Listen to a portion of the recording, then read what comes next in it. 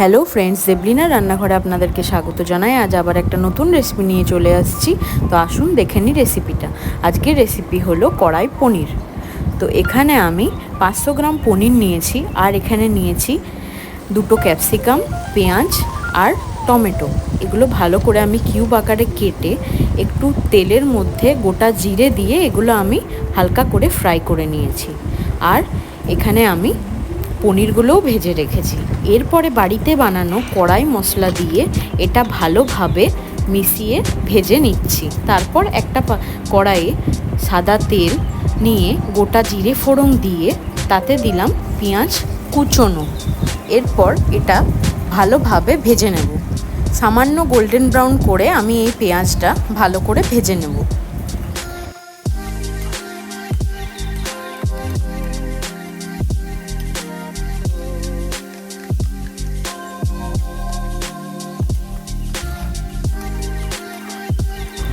পেঁয়াজটা নরম হয়ে এসছে, দেখুন খুব বেশি গোল্ডেন করে আমি ভাজিনি। এর মধ্যে দিলাম ধনে গুঁড়ো, পরিমাণ মতো হলুদ গুঁড়ো, এরপর আমি দেব কাশ্মীরি লঙ্কার গুঁড়ো।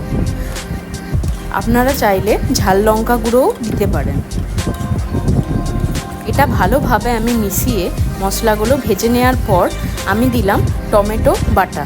আমি টমেটোর মধ্যে 3-4টে কাঁচা লঙ্কা বেটে ওই মিশ্রণটা আমি দিয়ে ভালোভাবে কষিয়ে নিচ্ছি মশলাটাকে।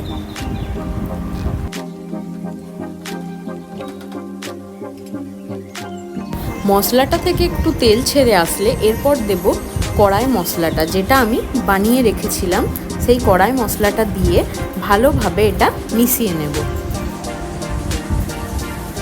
এরপর আমি এখানে দুধের সর দিয়েছি আর অল্প দুধও দিয়েছি। আপনারা চাইলে তার পরিবর্তে ফ্রেশ ক্রিমও ব্যবহার করতে পারেন।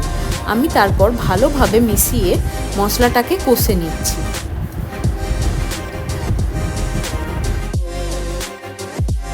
এরপর মশলাটা ভালোভাবে কষানো হয়ে গেছে, দেখুন ভালোভাবে তেল ছেড়ে এসছে। এরপর আমি এর মধ্যে যে পনির আর সবজিগুলো মানে ক্যাপসিকাম, টমেটো আর পেঁয়াজ কড়াই মশলা দিয়ে ভেজে রেখেছিলাম, সেটা আমি ওই মশলার সাথে এরপর মিশিয়ে দিয়েছি। মিশিয়ে দেওয়ার পর ভালোভাবে মশলাটা পনির আর সবজিগুলোর মধ্যে মাখিয়ে নেওয়ার পর এরপর আমি এতে দেব পরিমাণ মতো গরম জল। তার আগে আমি দিয়ে দিলাম স্বাদ মতো নুন।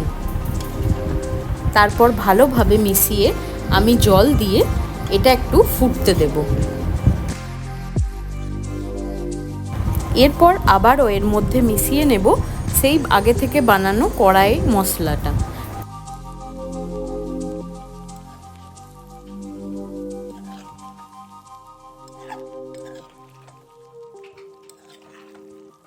আবারও ভালোভাবে মিশিয়ে নেওয়ার পর 5 মিনিটের মতো একটু ফুটতে দেব।